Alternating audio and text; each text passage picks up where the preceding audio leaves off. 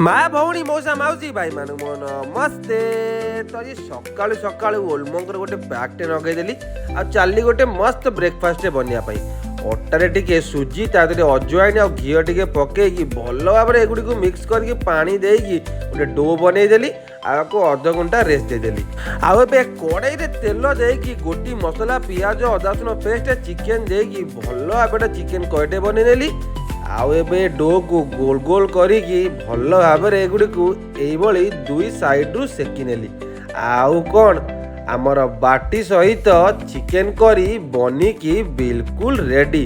आज मॉर्निंग रे पूरा तो मजा ही आसीगला। केबेट भावुली बाटी बनई बहुत ही टेस्टी लगी था बाटी।